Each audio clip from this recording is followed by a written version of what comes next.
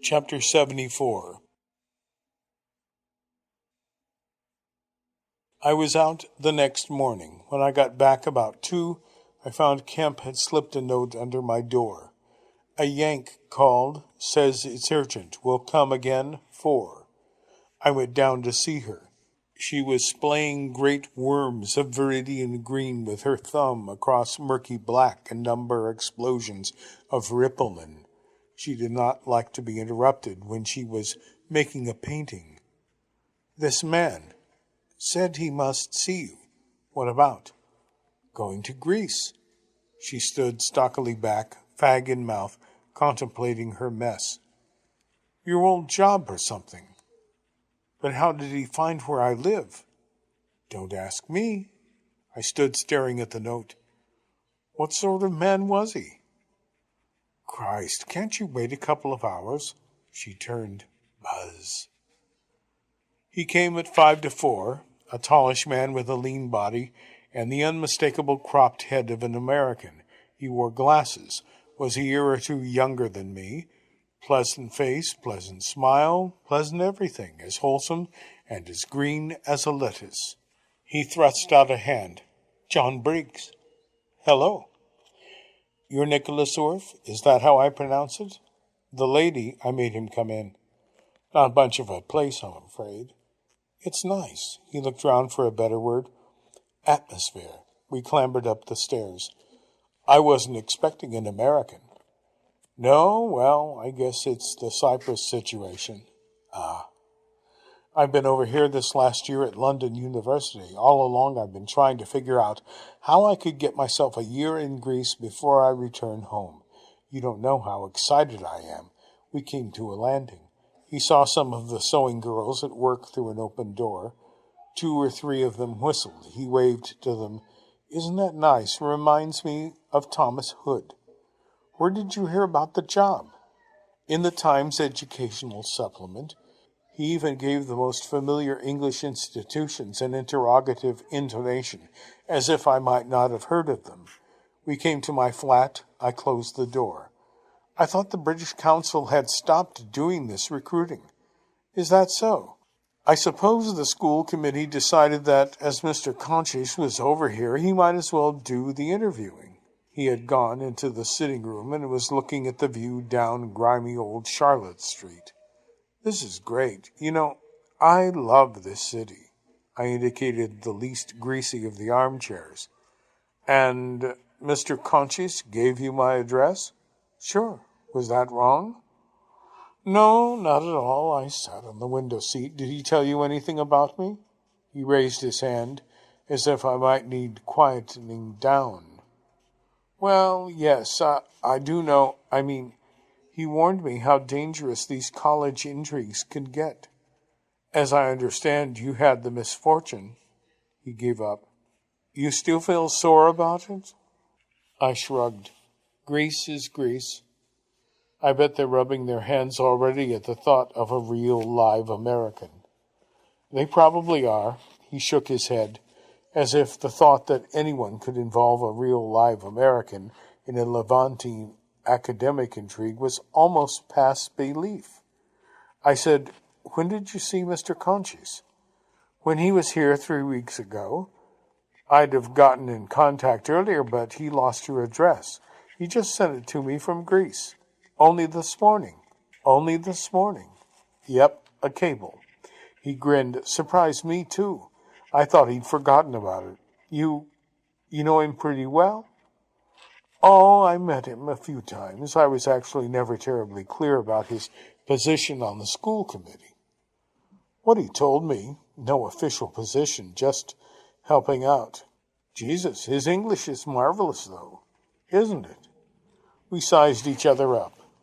He had a relaxed way about him that seemed inculcated by education, by reading some book on how to be at ease with strangers rather than by any intuitive gift. Nothing, one felt, had ever gone wrong in his life, but he had a sort of freshness and enthusiasm and energy that couldn't be totally cancelled by envy. I analyzed the situation.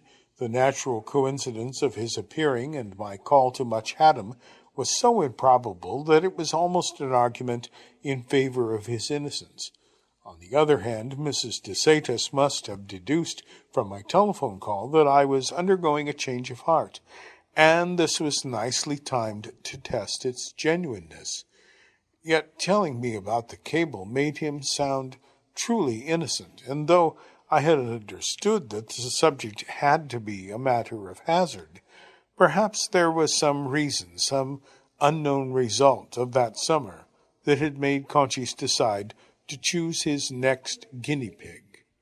Faced with the guileless Ernest Briggs, I felt a little of what Mitford must have felt with me, a malicious amusement, bedeviled in any case by a European delight in seeing brash America being taken for a ride, and beyond that, a kinder wish, which I would never have admitted to Conchis or Lily de Satis, not to spoil his experience. Of course, they must have known, if Briggs was innocent, that I might tell him everything, but they also knew I knew the cost of it, if I did. It could only mean to them that I accepted nothing. I was torn before the risks they took, tempted to punish, forced to admire, but finally, once again, I was left standing with the cat in my hand, unable to bring it down. Briggs had pulled out a pad from his briefcase he had with him. "May I ask you questions? I've got quite a lot." And again the coincidence. He was doing exactly what I had done only a few days before at Dinsford House. His eager, deceiteless face smiled up at me. I smiled back. "Shoot." He was terrifyingly methodical, teaching methods, textbooks, clothes, climate, sports facilities, medicines to take, food, the size of the library, what to see in Greece, character sketches of the other masters. He wanted information about every conceivable aspect of life on Phraxos. Finally, he looked up from his pad and the notes he had copiously penciled, and took up the beer I had poured him. "Thanks a million. This is wonderful. Covers everything. Except the actual business of living there."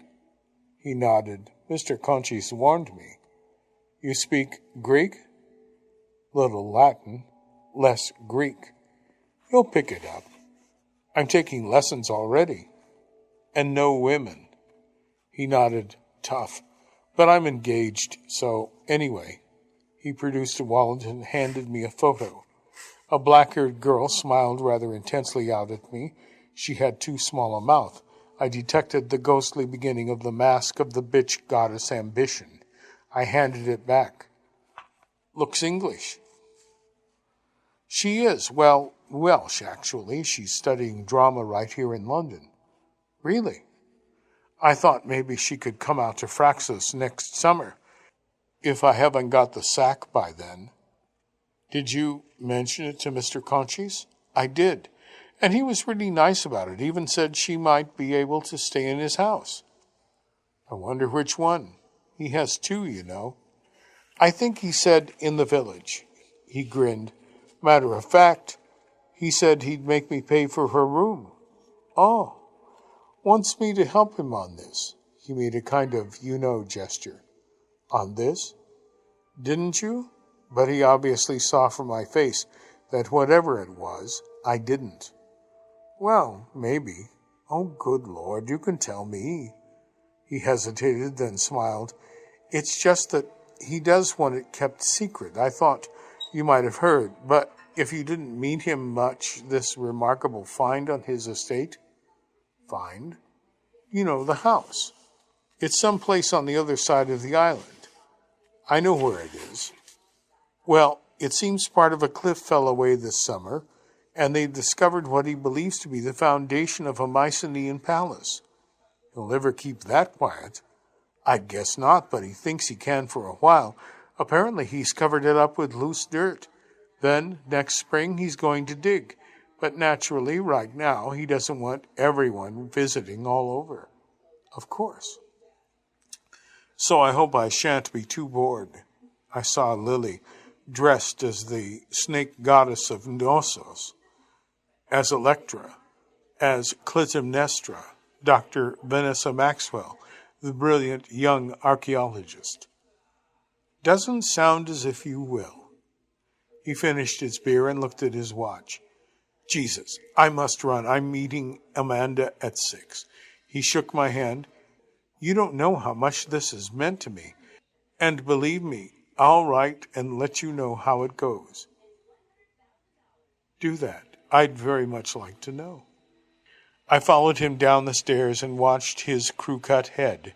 I began to understand why Conchis had picked him. If one had taken 1,000,000 young, college-educated Americans and distilled them down into one quintessential example, one would have arrived at something like Briggs. I did not like to think of the omnipenetrating Americans teaching to so private a European corps, but I remembered his name, much more English than my own, and there was already Joe, the prosecuting Dr. Magus. We came out on the front step. No last words of wisdom? I don't think so. Just my very good wishes. Well, we shook hands again. You'll be all right. You really think so? Of course, you'll find some of the experiences distinctly strange. Oh, sure, don't think I'm not going with a wide-open mind and prepared for everything, thanks to you. I gave him a long smile. I wanted him to remember that it was a smile that had said more than the occasion warranted. He raised his hand and set off. After a few paces, he looked at his watch and began to run, and in my heart I lit a candle to Le Verrier.